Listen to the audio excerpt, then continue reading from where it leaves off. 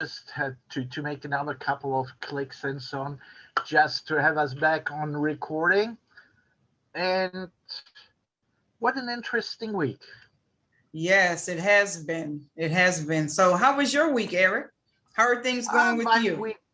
Well, overall, it was good. I mean, I was very busy, had a lot to do. What threw me off was another mass shooting here in America.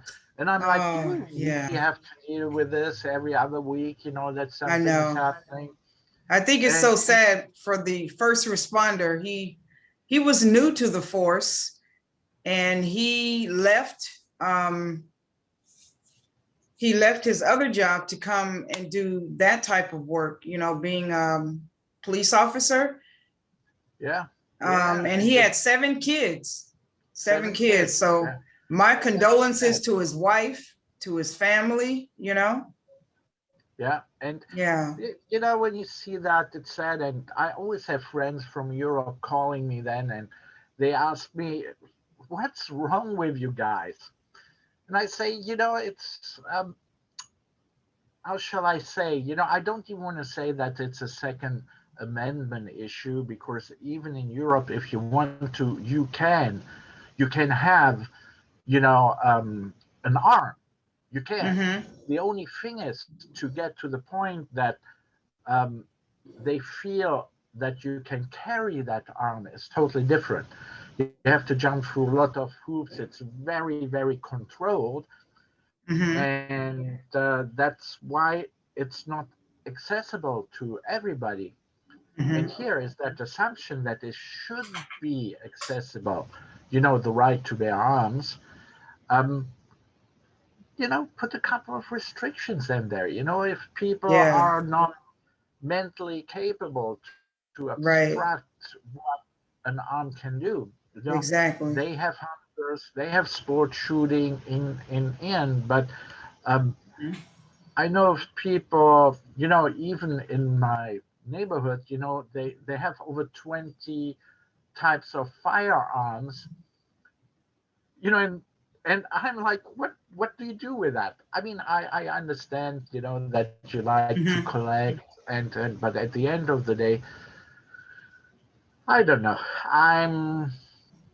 I would say, you know, go take them away, but that's not going to but you know, for sure. a major thing for us is that, I hate to say it, but there's no, well, I don't hate to say it, there's no consequences. You know, if you keep doing something, maybe you get slapped on the hand, you know, there needs to be stricter consequences. And then, you know, maybe you'll think twice about doing it, you know. And then I totally understand, you know, mental health and different mental health issues. I totally understand that. And I'm very sympathetic, you know, to that. But, you know, it's just so unfair to the families. And, you know, the consequences aren't stiff enough. Well, it's maybe not that they are not stiff enough. It's that the law seems not to hit hard fast. Right, exactly. You know, but oh well. You know what? I think it's time to change subject. Yes, let's do that. To our more uplifting things in life, and we have the right person here, actually, which is Veronica Owusu from Manchester, and well, let her in. Oh, she was just there, and she is. Huh. Sorry. Just make a monologue. she was just there. Say, there she is. She is back. That was funny. She just got out for a second, I guess, and all right. She's coming in. So, hello, Veronica. Hello there. Hello, Eric and Liz. Hi, Veronica. How are you? I'm doing great, thank you. It's a bit late here. The kids are sleeping, and Mummy's up to her mischief as usual. All right. Well, welcome. Thank you so much. Thank you for being up late. Yes, thank you. You're welcome. But you know, the truth is actually, I do, because most of my clients are international and in the US and I'm in the UK, I usually work in the evening. So it's something nothing too out of the, odds. Okay. Ordinary for you. Okay, wonderful. We don't feel so bad now. No, not at all. Not at all. So, Veronica, you are, if I may say, you're a life coach. A life coach. That, life business. Yeah. Well, I actually like to see it, because what does that mean? A life coach. What exactly do I deal with? What exactly do I solve? What problems? Is it every aspect of life? Is it a specific area? I like to see myself as a deep dive mindset coach. And I apply that into what I also do as a course creation strategist. So I add the deep diving into the course creation, where we unearth, we dig deep into that gold dust, I call it, the essence of who you are, your knowledge, of course, your skills and your experience, but as well as your passions and your values. And how do you all package that into a transformational online course? So there's a lot of deep diving there, not surface stuff. It has to be transformational. We have to go deep. Wow. So when you do that, do you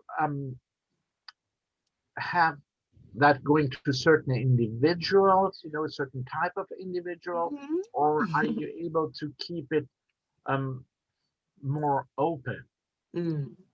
So, it all started with me unearthing my gold dust. Yeah. Because, of course, I have over 10 years experience as a teacher, an educator, an examiner. This is part of who I was. But when I diverted into coaching, I buried my past. I buried the teaching experience. I buried, as an entrepreneur, we had 2 businesses. And I remember, like today, over 10 years ago, standing in front of the pawnbroker shop, selling my precious belongings because 2 of our companies had gone bankrupt. I buried that past. I was like, no, I don't know. I'm a coach now. I'm here to change the world and unlock potential. But until I unearthed my gold dust and navigated the vast ocean of this online world, did I discover who I was as a coach, what my mission was, and how I can use my gold dust, my experience, but as well as my passion and my skills to have a greater impact. So evolving as a coach, I now serve other coaches just like me, struggling to unearth their gold dust and struggling to package their experience and their skills and their passion into a transformational online course so that they can as well have an impact, so that they can find your voice and their tribe, most importantly, because it's a struggle finding they call it the niche, your niche, your ideal client avatar. I like to call it your soul. I'm a deep diver. So all the words I use are all deep, like a soulmate client, your ideal tribe member, because that's part of your tribe. That's who you are. You've been them somewhere in your past. And now you're there on a mission to lead them through some form of difficulty. What is it? What is that difficulty? That's actually the golden spot, I call it, that golden nugget, the problem you're here to solve as a coach, the impact you're supposed to be making as a coach, the difference you're supposed to be making as a coach, and ultimately the mission you are on this earth for as a coach, because coaches have a mission. They're special beings. They're light workers. They've been through something, So in a nutshell, that's what I do currently. And yes, I serve coaches and consultants that are here to make a difference in the world, but struggle to find their voice, struggle to find their ideal clients online, and ultimately really have a challenging time packaging all that experience and all that gold dust into this gift of a transformational online course that creates this ripple effect. Right. So do you actually give, like, your clients, you give them ideas? If someone comes to you and, they have an idea and they don't quite know it, and you said you really dig deep. So what is that process like? Tell us what that looks like for you to, counsel someone and to pull something out of them that they didn't even know they had. Yes. So I don't believe in giving on a silver platter. this is what you're meant to do. This is, looking at your experience and no, that is for you to decide for yourself. My job is to unearth what you already have, but not aware of, and evoke that and surface that so that you can make the better choice, so that you can make the decision, and that you can have the results that you ultimately desire based on the better decisions that you have made. So no, it's not counseling, it's a deep dive. So I believe in empowering and evoking the best out of you so that you can now create something transformational so that you can serve better. The problem with many of the upcoming coaches or pivoting coaches into the online world is that everybody's looking outside. Who is my ideal client, right? Oh, that's where the money is, right? Maybe we can serve, we're coaches, we can go into organization and help managers, and they all have problems or some kind of team issues going on, or maybe this, or maybe that. There's so much noise on us to where or who you should serve or who your ideal client is, but they never really stop to look within, because that's where the secret treasure hides, in the most obvious of places where you never look. You never look there for your answers. You always look outside. But that's the best kept place to keep your treasures, within. Right. So that's... Sorry. So they just need someone like you, Veronica, to actually unlock that potential. That is the beginning. That's stage number 1, the unearthing. Because if you want to create a transformational online course, remember, by the end of, the whole journey, you have a solid framework. You have an online course outline. You have modules, you have lessons, you have milestones, right? That is the ultimate, golden nugget that you have. But it takes stages. It takes a process.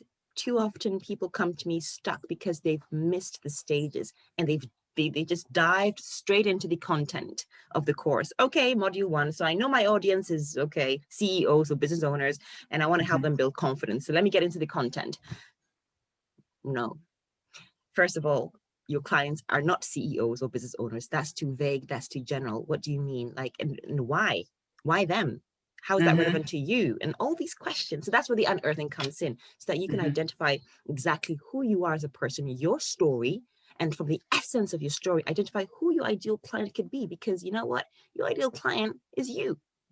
It's you, somewhere in your past. And your job is to now go down memory lane and scoop them so that they can now come to where you are.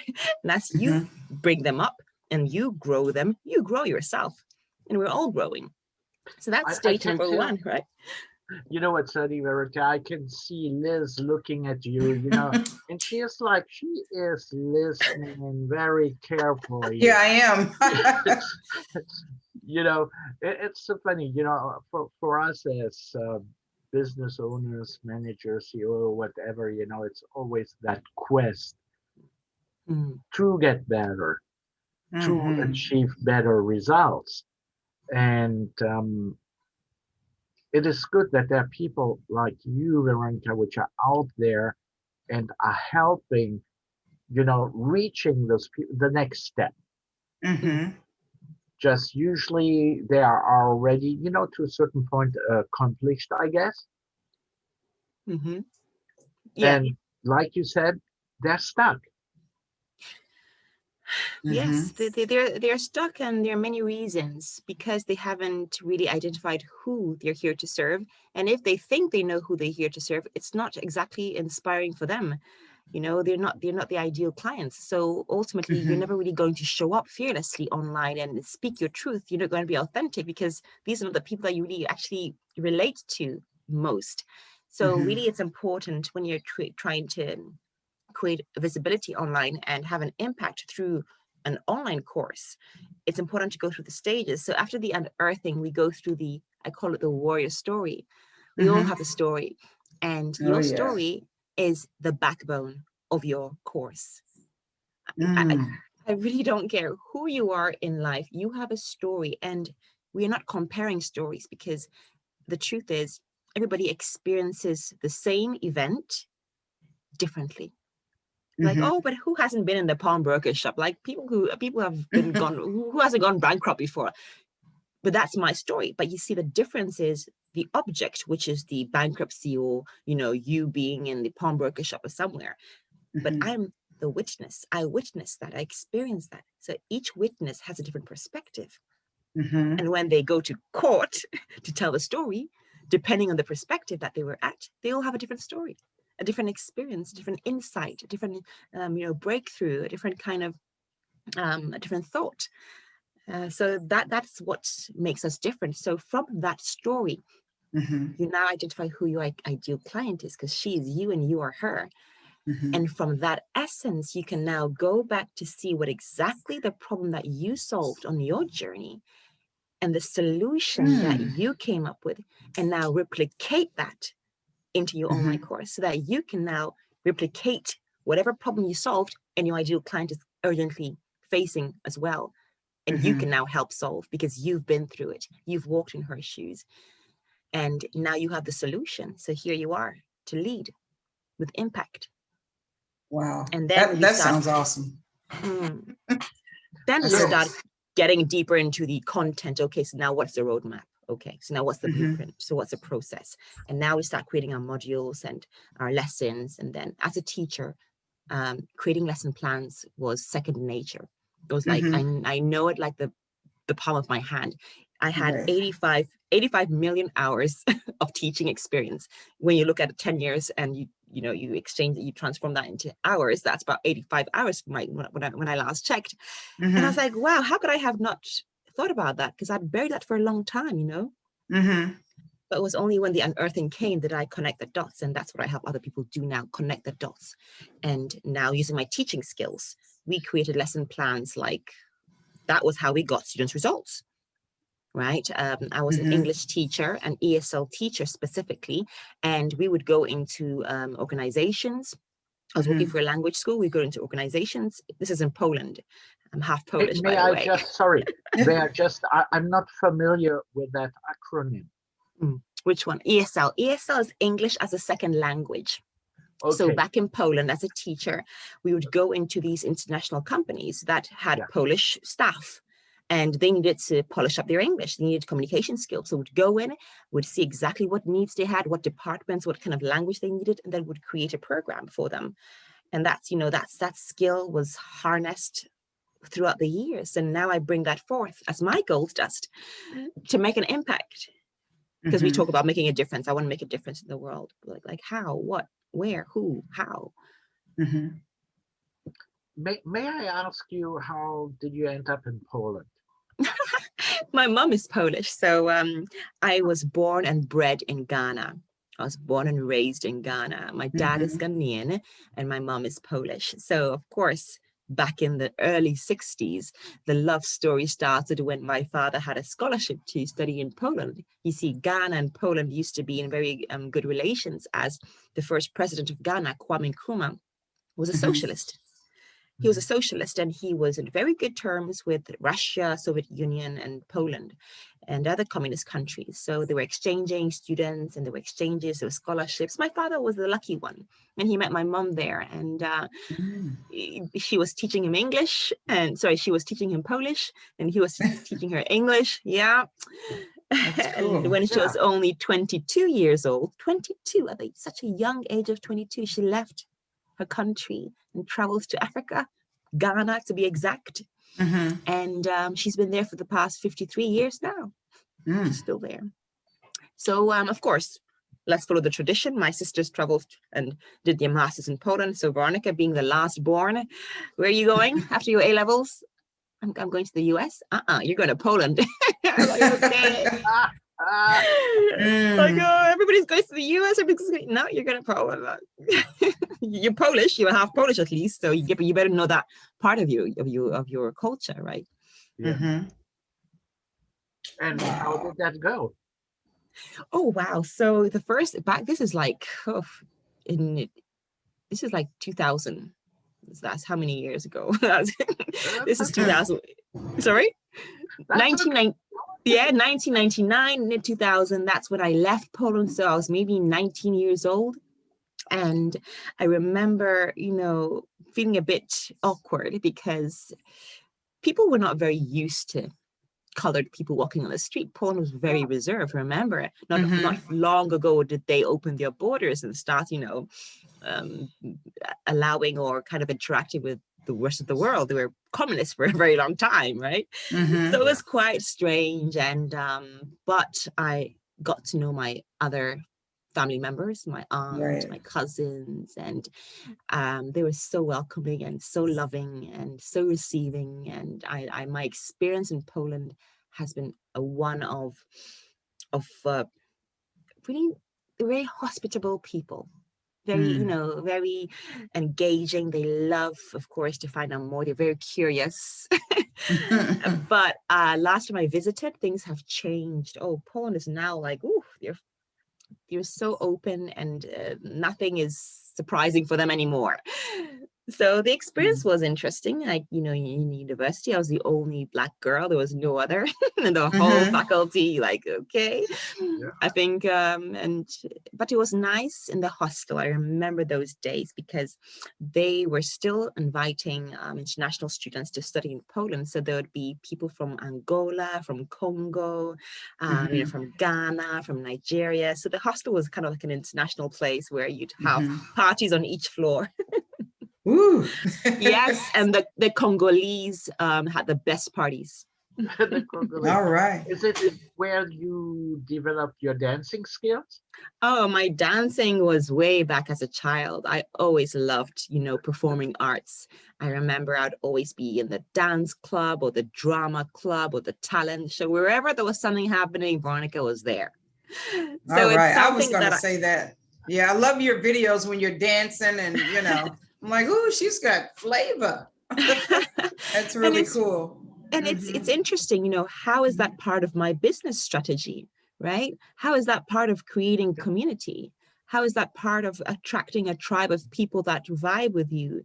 There's a whole strategy towards the whole dancing, because my dancing, like I said, is part of performing arts. There's always a message behind it. There's always some form of essence, some form, either, a message, some form of an insight, and that creates a community. It's not something that you see in every day. It's not something that is so common on LinkedIn, especially, right? We're breaking the rules a little bit. Right, exactly. And we're disrupting the landscape of LinkedIn a lot.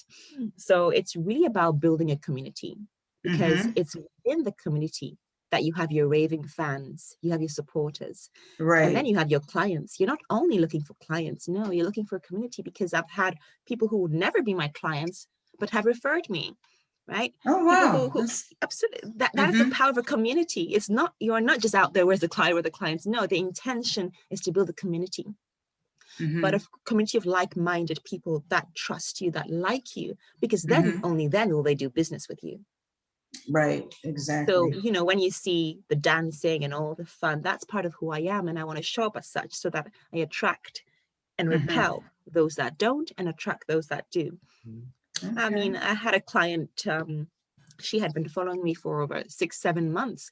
She never really thought about creating a course, but because of my consistency and my messaging, right, about the gold dust, unearthing, packaging, right, the framework, course creation, having that impact in a more structured way, kind of like a light bulb's like, okay, I want to find out more. So she reached out, she became a client 7 months later, just because she liked and vibed with the dancing. She got it. She got like the messaging. So we're not only attracting clients, we're also creating them. Right. Yeah. Have you ever worked with a fashion designer, anyone in the fashion industry? I think I did listen to all of your videos and stuff, and I believe I heard you mention fashion designers. So I'm just kind of curious. Absolutely. So that was part of my, back in Poland. So in my university days, I used to be part of an African band. We used to travel all around Poland. I think over the 6 years back in, because I was doing my master's, so that was like 5 years of university, or almost 6 years. And within that period of time, we'd be traveling at the weekends all around Poland, and we'd be performing on stage, doing festivals and all that. So that was one part. But as a result, I also got into advertising and commercials. So I was also using that platform of my creativity to use that as well. And yeah, so if there was anything with modeling or photo shoots, that I was there. I told you I was performing arts. Right. So yeah, absolutely. It was part of the whole journey, especially as a student back in Poland. It was never something I did professionally. That side gig, you know, when you're in university, you always have those extra exciting things happening around. Oh yeah. But you see, that's part of the gold dust. Right. And acknowledging that. And now I bring that forth more than ever. Because that's also me, right? I love that. Exactly. I'm going to be in touch with you. I'm going to be in touch because there's a couple of people that have told me, oh, you need to do some courses, you know what I mean? Online teaching. That's what I've gotten that from so many people, but I think I would need somebody like you to help pull it out. You know what I mean? I know exactly what you mean. Yeah, because I haven't felt it, you know? So absolutely. Hey, the unearthing process is such an eye-opener. I've worked with coaches that are really pretty much advanced as well, right? Or consultants, and they're pretty much in their businesses. They have a lot of experience, and now they want to package that. But how do you package so many years of experience? Like, where do you even start? Right. And, you know, am I expert enough? Maybe I should do something extra. Maybe I should do another course, or maybe I should do some more trainings. Like, is what I have good enough? And all these doubts and all these kind of misconceptions are rooted in the lack of focus and rooted in the lack of clarity.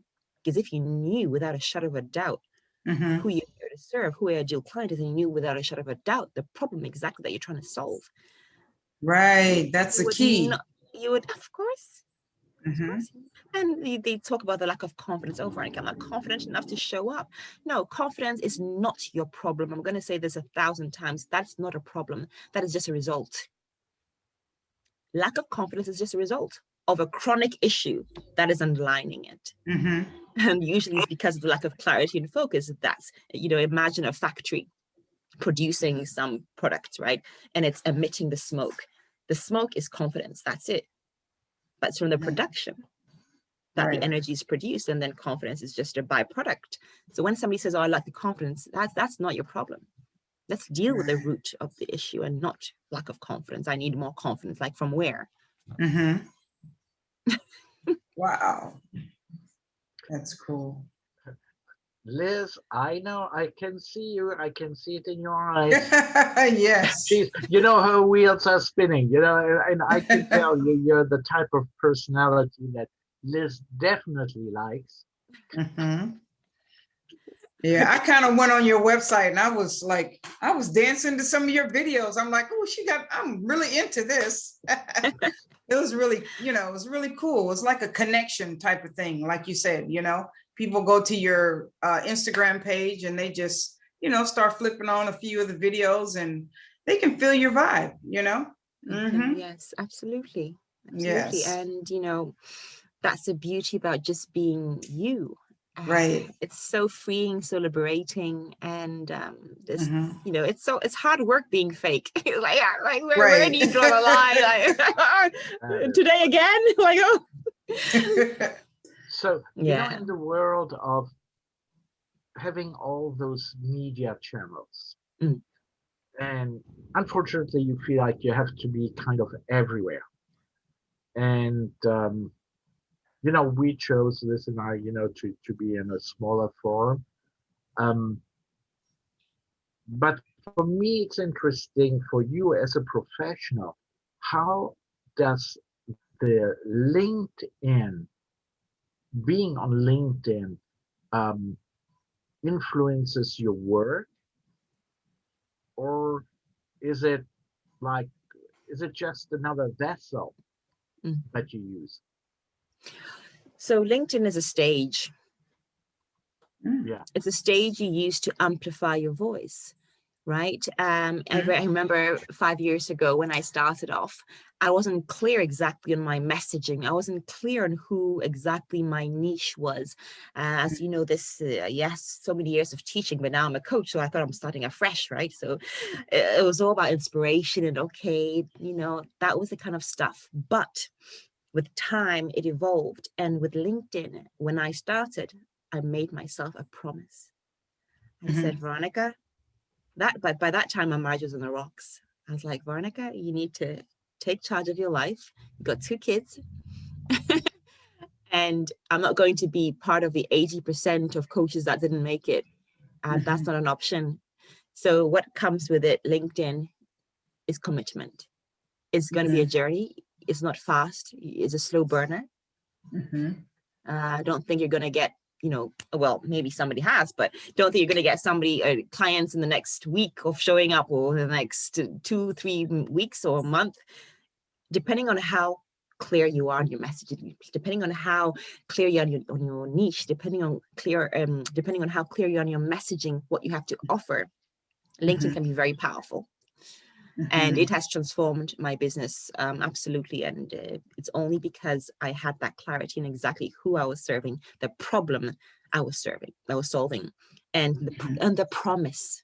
What is your promise? My promise, and I say this every day as I show up, people know this, that by the time of working with me, you would have unearthed your gold dust and packaged it into a transformational course, online course, so that you can now leverage your impact, leverage your influence, and of course, leverage your income. But ultimately, that's the promise. It's so clear. I don't even have to, nobody has to ask, so what is exactly what? If you have to ask me twice, I haven't done my job well. Right. Like really, it's that specific, like it's that deep. There's a lot of power. I always say, don't go 10 meters wide, go maybe 2 meters wide and 10 meters deep. So it's about this ocean, this vast ocean. You need to find that spot. When you find that spot, go deep. Because that's how you make impact. One of the misconceptions is, but I can serve everybody, I can help everybody. There's so many, I have the skills, anybody can benefit from my services. But then that's not totally true. What is impact? Imagine a nuclear bomb. Let's go there. You have a drone. It's been programmed to hit that X on the ground. Just that X, that tiny X. So imagine the impact of the explosion. That's impact. Right. That's impact. When you hit that X, that's how you explode. Ironic, but that's how it works, especially online. Now, that's the first time I've heard someone say that about LinkedIn. LinkedIn is kind of hard for me to understand. I don't know. It's not like Instagram. It's not like Facebook or Twitter. It's something totally different. And I have yet to figure out LinkedIn. Eric is on LinkedIn like big time. But I'm afraid that I may post the wrong thing, or you know what I mean? It's like, I don't know. There's nothing like posting the wrong thing, really, right. Is there, Eric? No. If not, they shut you up. Oh. Well, think of it of more a B2B approach, business. It's. I mean, that's maybe how I look at it. But I look at it like human to human. Yeah, human to okay. human. I know you. I don't know what you mean, business to business, but when you do it human to human, that's how you build connection, and that's how you build trust. That's how you build recognition. That's how you build business. Oh God, I'm going to replay that all the time. Right. But yes, Eric, you're right. LinkedIn is such a different media, and that's maybe why I like it. We are one of the few shows, I think, who are on LinkedIn, period. Because that's not usually where you would put an infotainment show. So we're really one of the few out there. And it's just nice how organically the viewership is growing. But it's because we have professionals, on the show, like Veronica, you have been growing very nicely. And you must spend a lot of time on LinkedIn, because when I see how many people you answer to on other shows, and you interact with, it's like everything. It's time consuming, but you have to also find your niche, and when you're in a professional environment, it's a little different, you know. This is not Facebook. You know? Let me comment that. So when we say that, right, LinkedIn, yes, is a platform for professionals. The difference between LinkedIn and other social media platforms like Facebook is that people are usually business oriented. They know they're there to do business. So you have that mindset already. Right. But when we talk about what professional means, there are different types of people that have different professions. Does that make them professional or not professional? So if somebody is a musician and is always on LinkedIn doing all his stuff more laid back and gigs and having fun and all these things, that's him professionally. You know, if you have a singer or somebody, that's her showing up professionally, right? If you have somebody who is, you know, maybe a real estate agent or something, he or she will show up in that profession professionally. So professionally means something totally different for everybody else. There's no one image of what professional means. So I call them the LinkedIn self-appointed LinkedIn police. That's what we call them, the self-appointed LinkedIn police that say, you know, this is not this, you shouldn't be, oh, you shouldn't. Like they have their own opinions, and that's fine. But the truth is, LinkedIn is a platform for people. The people are going to make it what they want it to be. Right. It's a platform, and the people are the ones that run the show, as in the ones that, you know, create the content, and that this is like, they're the heart. They're the beating heart of this stage, of this platform. So it's going to be, it's going to become what the people say it will. Right. LinkedIn is not going to say, I mean, of course, you're not going to have, it's not an adult site, so that's never, ever going to happen, right? But what I mean is, as professionals, how we express ourselves is going to evolve, and how that evolves is what it's going to become. So I go in with the attitude of not judging. I go in with the attitude of, as long as it's working for you. I go in with the attitude that if I don't like it, I either block or unfollow, or I don't have to interact, move on, live and let live, right? So I go in with that attitude. So I have no judgment or kind of opinion on what should or shouldn't be. The word should or shouldn't already dictates an opinion from your own perspective or beliefs. So I'm more open with LinkedIn. Well, Veronica, thank you for being on the show. Thank you so much. Wow. So that's where you met Veronica at on LinkedIn, correct? Yes. Yes, we met on LinkedIn. We met on LinkedIn. She caught my eye. I just said, hey, would you be interested? And she said, yeah. And we had that contact, oh God, 4, 5, 6 months ago. Yeah. Right. I think I remember that. Maybe. But sometimes the problem is also you get inundated.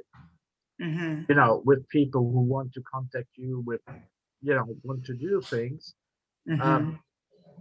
So just going back, I mean, and I'm speaking to Liz here,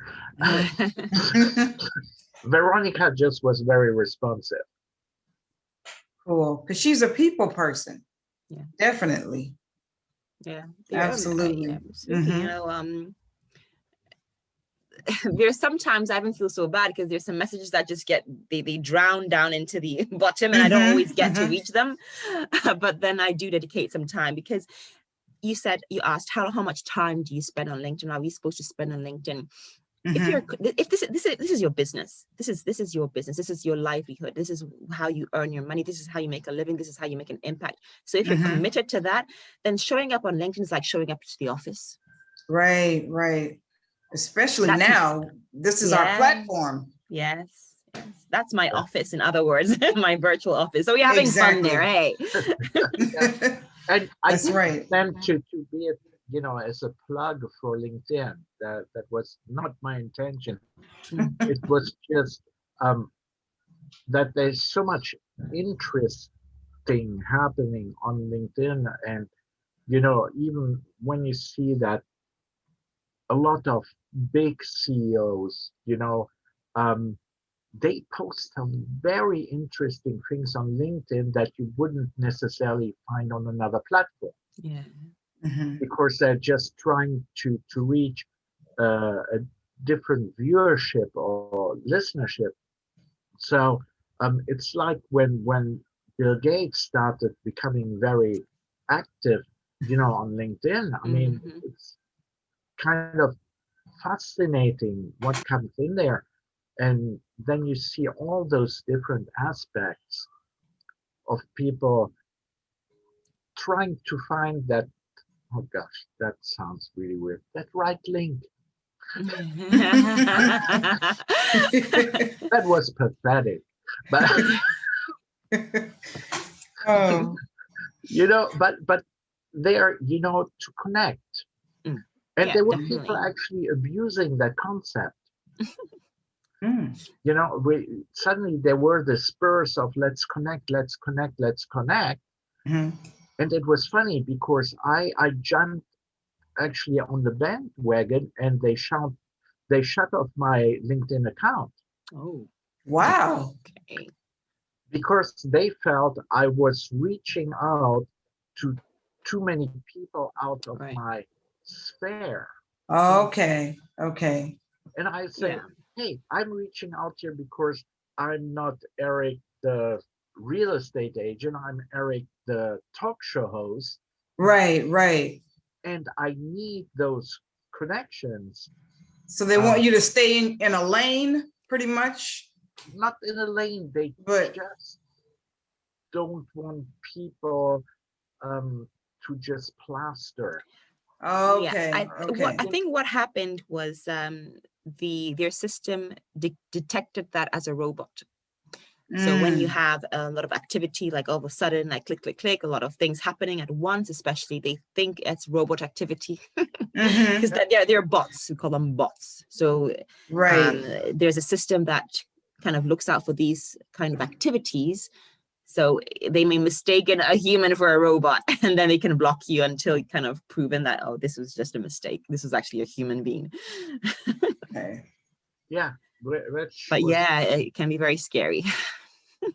Well, it's like kind of, it's what you do. It's like if tomorrow you were booted off of LinkedIn, you would be like, what the fuck is happening? Oh, I've got some really close friends and pretty visible people who have been blocked by mistake, and they sorted it out. It can be sorted out, luckily. If you connect, to say they will respond. They didn't answer any of my questions, of course. Right. The why they're there, they just put your account back and you're kind of happy. Right. But wow. Yeah. Like some deeper explanation. What did I do? So you have to detect for yourself. What did I do? I think I just overreached, to, people. Maybe someone didn't like to be contacted by me. Wow. It's hard to say. You don't know. But it's not like when people then say something about you, it has a totally different impact than you're just blocked by an individual on a platform. So, but anyway, it wasn't about LinkedIn. It was about Veronica. Oh, right.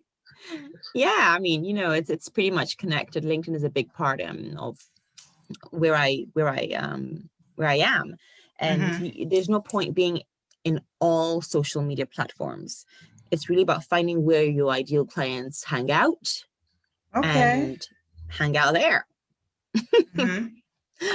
I'm not that active on Facebook, nor am I that active on Instagram, but Instagram is maybe the second platform after LinkedIn, but LinkedIn is my focus. I cannot create more Veronicas, or I don't want to create more Veronicas, but absolutely LinkedIn is my focus, and it's about finding your focus. It could be Facebook for you, it could be Instagram for you, and that's what it will be. Just find out where your ideal clients hang out, and that's where you show up, giving value, giving a piece of yourself, and also receiving. So it's a yin and a yang, you know, give and take, but also lots of interactions, a lot of engagements. People really want to see that you really care, or you're not just there for yourself. Right, exactly. Because that's what the intention can be for some. They're just in for what's in it for me all the time. But with LinkedIn, it's a platform where you have humans there. These professionals are human beings. Right. And as much as they show up with their suits and their ties, behind closed doors, they're, you know, normal people. And I like to see it like that, because then I can connect better. And I like to show up as such. You can see me all dressed up on LinkedIn. You can see me with no makeup on LinkedIn. You can see me, you know, in my suit and all that. You can see me in my shorts or in my jumper or whatever. Because there are different types of days, there are different types of messages I have. I have an inspiration, so I'll just take the phone and speak to it with that message. I have just got off a call. I wanted to share something, you know.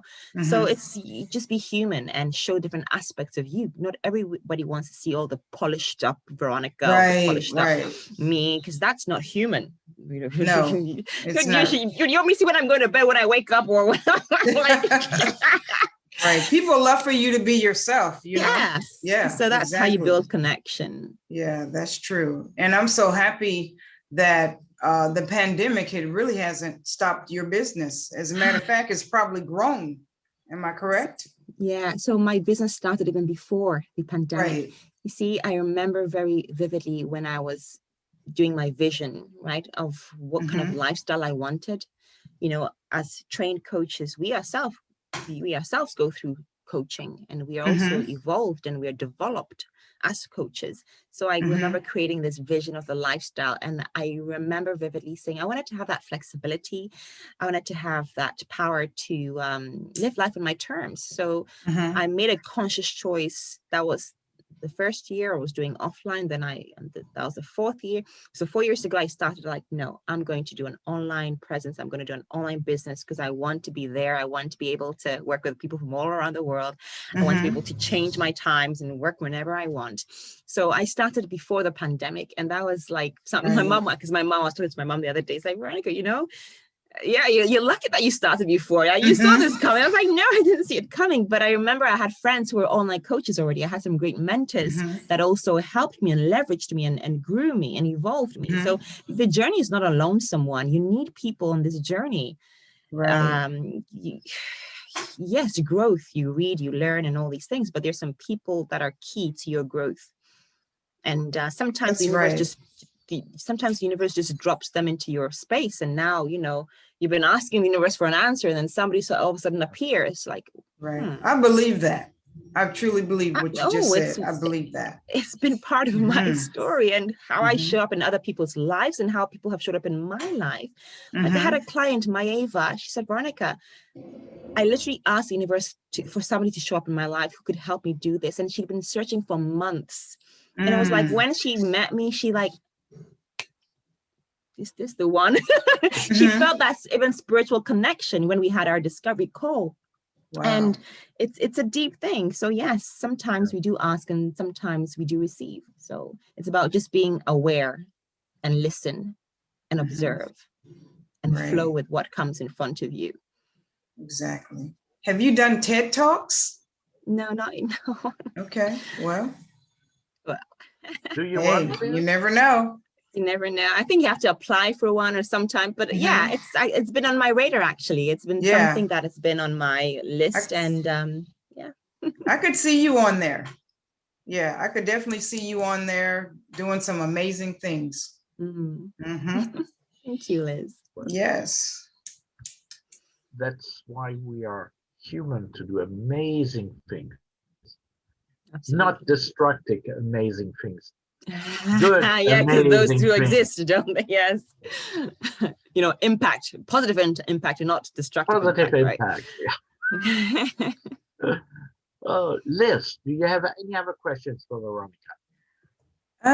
No, except the fact that I am definitely going to be in touch with you. Do you have any tips that you would like to leave some of our viewers? Any tips on themselves, self-care, anything that, you know, someone could use and benefit from, you know, right now?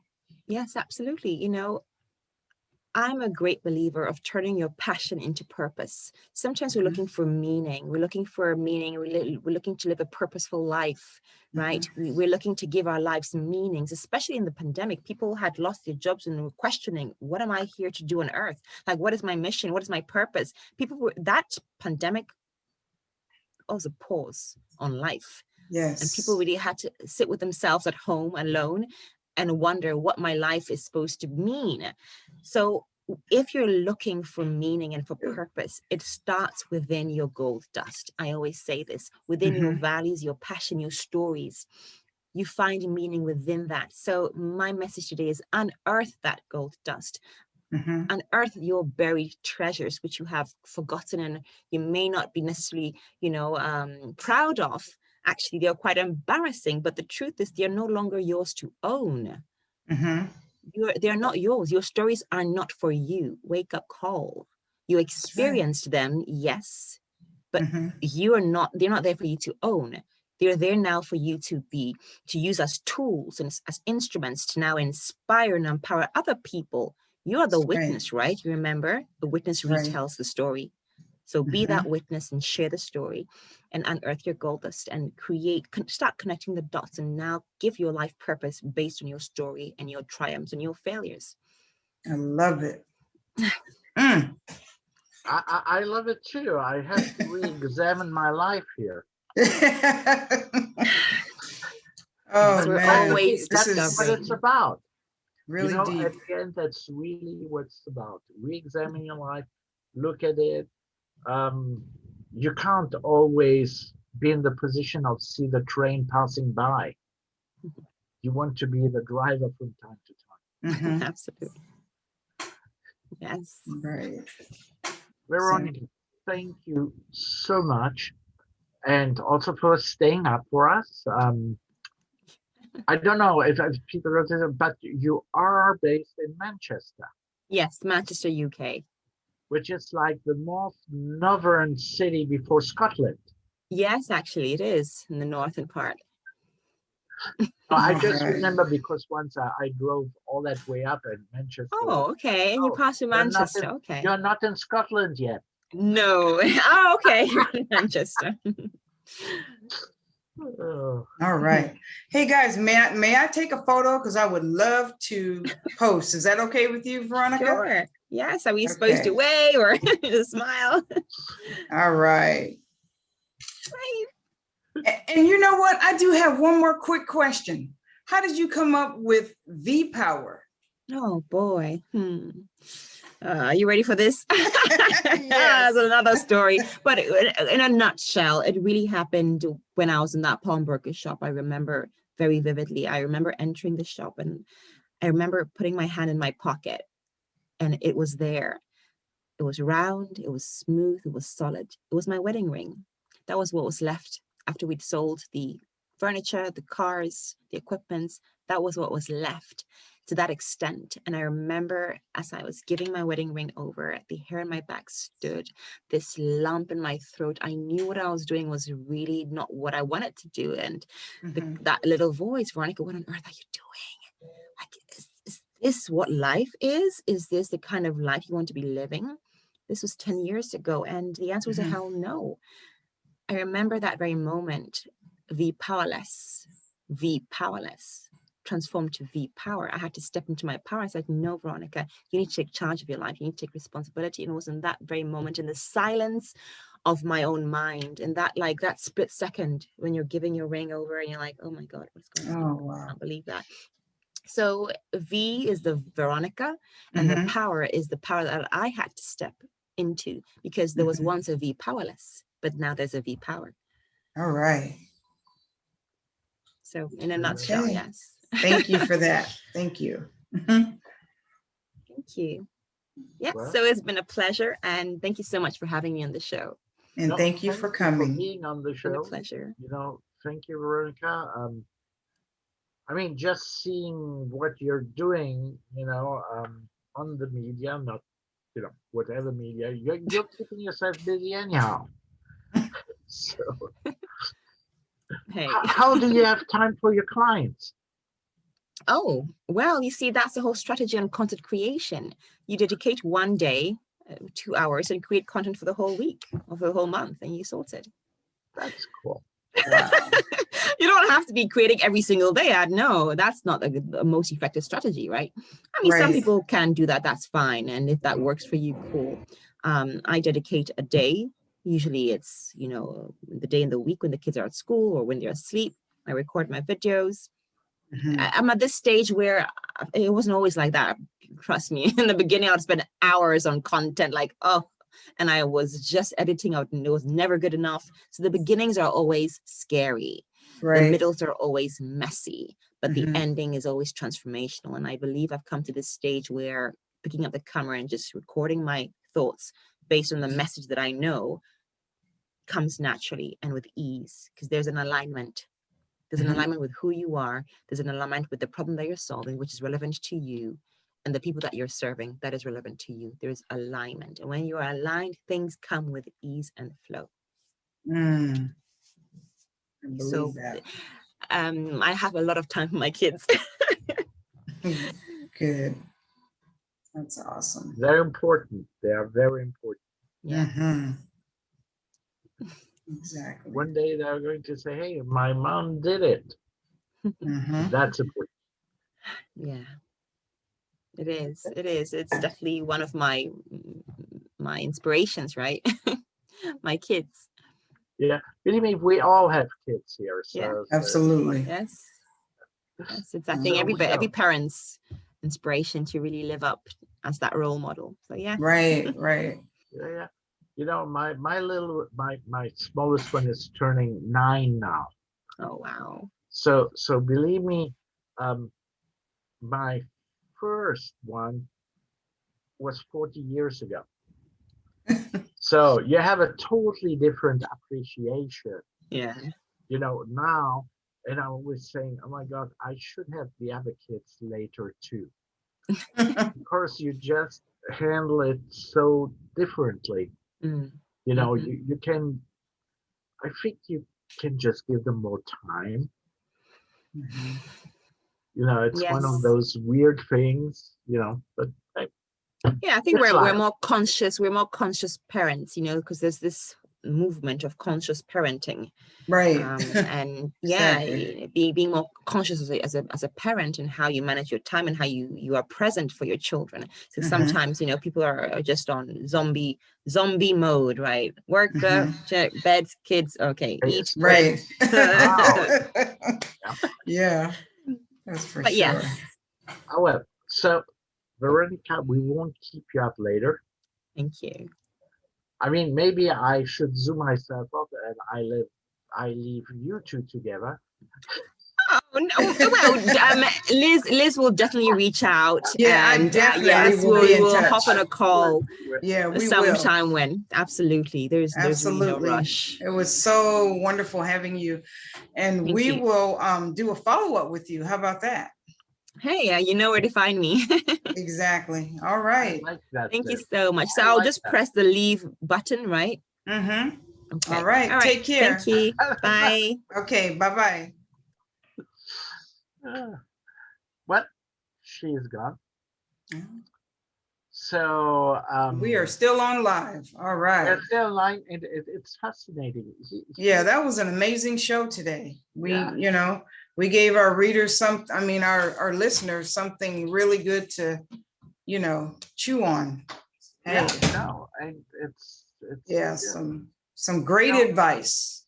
There are those Veronicas out there in the world, you know, and when they can help, you know, and she's a coach.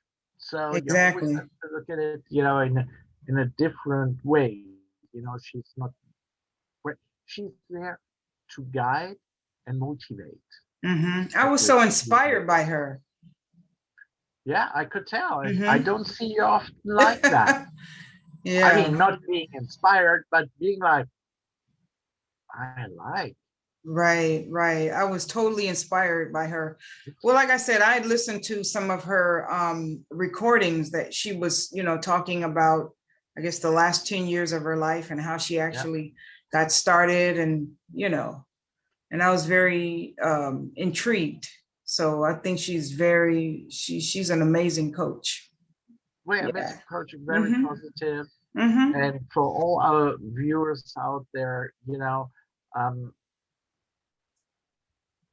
if you're stuck, you know, professionally stuck, Veronica is definitely one of the people which probably can help you reflect back on yourself. Exactly. You know, and that happens, you know, you have those moments where you have, you know, the so-called writer's block.